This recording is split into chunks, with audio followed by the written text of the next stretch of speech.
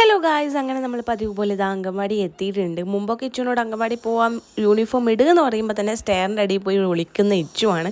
ഇന്ന് എനിക്ക് അങ്കൻവാടി പോകുമ്പോൾ യൂണിഫോം ഇല്ലാണ്ട് ഞാൻ വരൂല എന്ന് പറയുന്നത്. കാരണം ചൂടായിട്ട് ഇപ്പോൾ യൂണിഫോം ഇടണ്ടെന്ന് ടീച്ചറൊക്കെ പറഞ്ഞിട്ടുണ്ട്.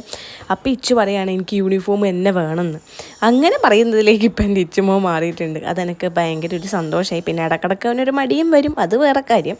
അങ്ങനെ ഞാൻ അങ്കൻവാടിയിലാക്കി നേരെ ഷോപ്പിലോട്ട് വന്നിട്ടുണ്ട്. കണ്ണടീൻ്റെ മുമ്പിൽ നിന്ന് വീഡിയോ ഒക്കെ എടുത്ത് ഇന്ന് കസ്റ്റമേഴ്സ് കുറച്ച് കുറവ് തന്നെയായിരുന്നു.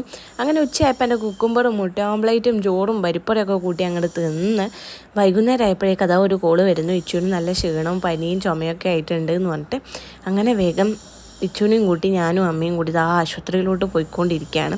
അപ്പോൾ എന്നെ കണ്ടപ്പോൾ തന്നെ ആൾക്ക് ഏകദേശം കുറച്ചൊരു മാറ്റം കണ്ടു തുടങ്ങിയിട്ടുണ്ടായിരുന്നു. അങ്ങനെ നേരെ ആശുപത്രിയിലേക്ക് വന്നു. കാണിച്ചപ്പോൾ വലിയ കുഴപ്പമൊന്നുമില്ല എന്ന് പറഞ്ഞു. ജലദോഷം ഉള്ളതുകൊണ്ട് ചുമയൊക്കെ പോകാൻ കുറച്ച് ടൈം എടുക്കുമെന്ന് പറഞ്ഞിട്ടുണ്ട്. അങ്ങനെ 3 കുപ്പി മരുന്നൊക്കെ മേടിച്ച് നമ്മൾ തിരിച്ച് വീട്ടിലോട്ട് പോവാണ്. പിന്നെ ഇച്ചുവിന് രാത്രി ആകുമ്പോഴാണ് നല്ല ചുമ വരിക കേട്ടോ. ഉറങ്ങാൻ വരെ പറ്റാത്ത രീതിയിൽ അങ്ങനെ ചുമ വരും. അതുകൊണ്ടാണ് നമ്മൾ എന്തായാലും പോയി കാണിച്ചേക്കാമെന്ന് വിചാരിച്ചു. അങ്ങനെ ബസ്സും പിടിച്ച് നേരെ വീട്ടിലോട്ട്.